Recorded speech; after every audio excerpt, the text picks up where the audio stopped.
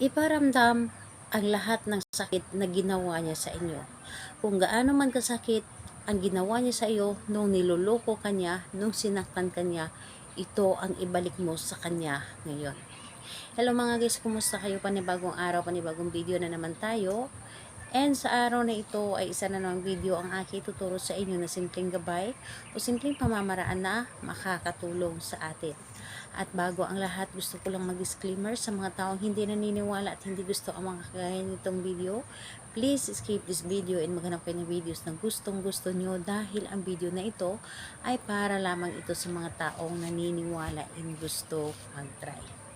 Sa lahat po ng mga nagko-comment dito sa aking video dito sa loob ng aking channel, mag-ingat sa lahat ng mga nagre-reply sa inyo na dinadala kayo sa kanilang WhatsApp and Imo app upang makaiwas po tayo sa scam. Ngayon po, ituturo ko sa inyo paano ibalik ang lahat ng sakit na ginawa niya sa inyo. Napakadali lamang ito at napakasimple lamang. So, ang kailangan lamang natin dito ng materialis is kailangan mo dito maghanda ng isang larawan. Larawan niya. Kung wala kayong larawan niya, pwede kayong gumamit ng isang papel at sulatan nyo lamang ito ng kanyang pangalan. So, ayun po, may option po tayo, lalo na kapag kayo ay walang larawan. Pero, pwede po kayong kumuha ng larawan niya sa loob ng kanyang social media account. Kumuha kayo doon at ipapotocopy nyo na lang. So, ayun, larawan at 13 piraso na sili. Yung siling labuyo, yung sili na maanghang. Kahit anong klaseng sili, basta ito ay maanghang. So, 13 pieces na sili. And kailangan din natin dito ng panulat. Kailangan natin dito ng kaldero. So, yun po ang ating kailangan.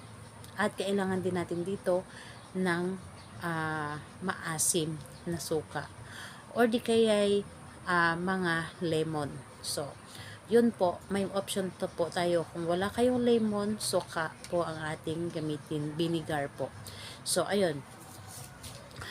Kapag ready na yung mga naibanggit ko na mga gagamitin natin, kailangan na siguraduhin nyo lamang dito sa inyong sarili na gustong gusto ninyo itong gawin. Siguraduhin po ninyo na ito ay buo ang inyong loob sa paggawa nito, na gusto ninyo na ibalik lahat ng sakit na ginawa niya sa inyo.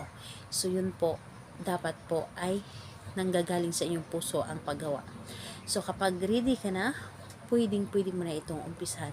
Ang gagawin mo dito, una, kapag larawan ang inyong gamit, isulat po niyo dito sa itaas yung pangalan at apelyido ni target. Sa likod po ni larawan.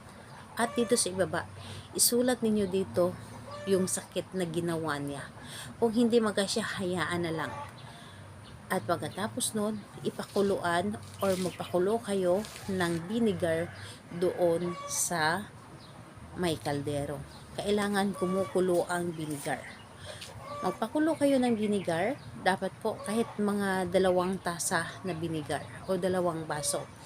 Kapag ito ay kumulo na, ang larawan na ito ay painitan nyo muna sa apoy. Painitan nyo muna sa apoy ng pakros. Pag ganon.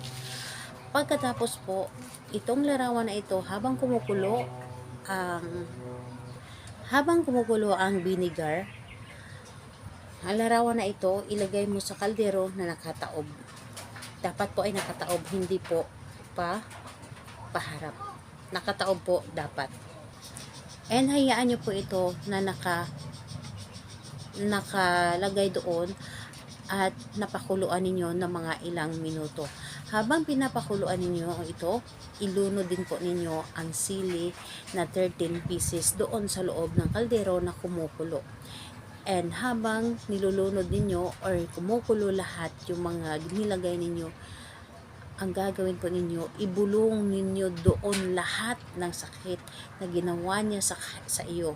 nung sinaktan kanya, lahat ng sakit na nararamdaman mo, sabihin mo doon lahat sa kaldero habang ito ay kumukulo. Hayaan ninyo ito na kumukulo habang binubulong ninyo lahat ng sakit na nararamdaman po ninyo.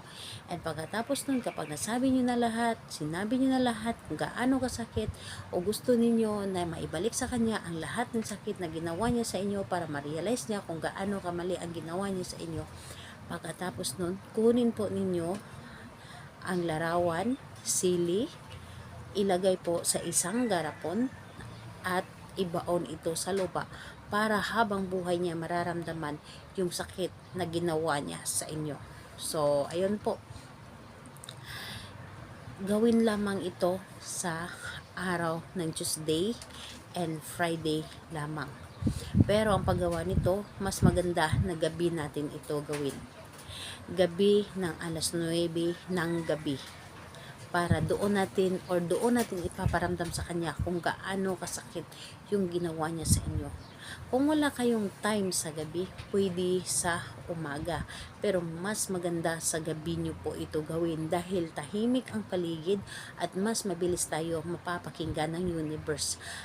Kapag natapos mo na itong naisa lang sa kaldero at nakuha mo na ito at nailagay mo na ito sa garapot, agad mo itong ibaon or pwede na kinabukasan mo na ito ibaon sa lupa. Hayaan mo siya doon para mararamdaman niya araw-araw ang sakit na ginawa niya sa inyo. So ayun po, again po, Tuesday and Friday lamang ang paggawa nito ng alas 9 ng gabi dahil yan po ang pinaka-epektibo sa paggawa nito. Gawin ito na nanggagaling sa inyong puso at positive kang tao. Ayun po, salamat po sa inyo. Bye bye everyone. God bless us all.